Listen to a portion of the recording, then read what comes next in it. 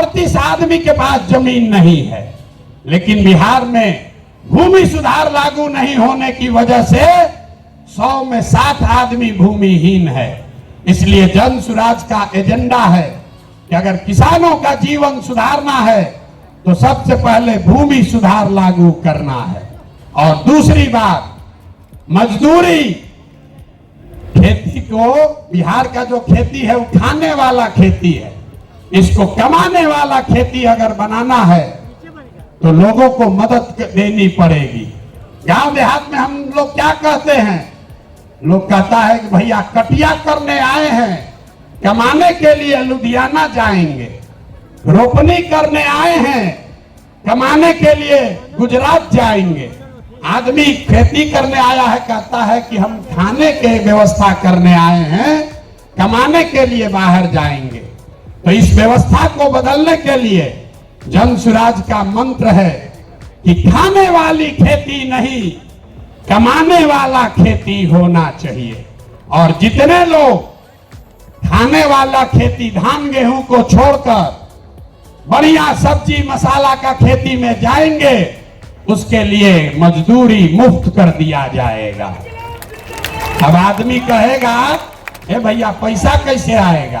तो जैसे पढ़ाई का आपको पैसा का रास्ता बताए, युवाओं को रोजगार का पैसा का रास्ता बताए, बुजुर्गों के पेंशन का पैसा का रास्ता बताया, तो वैसे ही आपको बता रहे हैं कि किसानों के लिए मजदूर मुफ्त कैसे मिलेगा।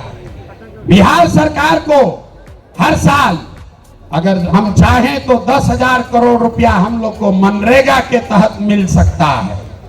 तो अगर मनरेगा के मजदूर को खेती से जोड़ दिया जाए, किसानों को खेती करने के लिए मनरेगा का मजदूर दे दिया जाए, तो बिना 1 रुपया एक्स्ट्रा खर्चा के हर वो किसान जो अपना खेती बेहतर करना चाहता है उसको मजदूर मुफ्त में मिलेगा और उसके लिए 1 रुपया खर्चा नहीं होगा। नुकसान किसका होगा? जो मनरेगा में 40% पैसा लोग कमा रहे हैं, उनका बड़ा भारी नुकसान होने वाला है। क्योंकि मनरेगा का मजदूर अगर सीधे किसान को मिल जाए तो किसान अपने मजदूर से काम भी कराएगा और उसकी आमदनी भी बढ़ेगी। अब एक अंतिम महिला बच गई।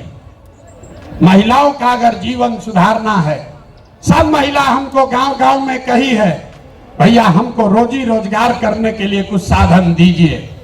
तो हम लोगों ने तय किया कि बैंकों को ये कहा जाएगा कि जो भी महिला लोन लेना चाहती है रोजी रोजगार के लिए, उसको 4% सालाना पर 4%, अभी जो जीविका वाला चल रहा है इसमें 2-2.5% महीना का लगता है, सालाना 30% ब्याज।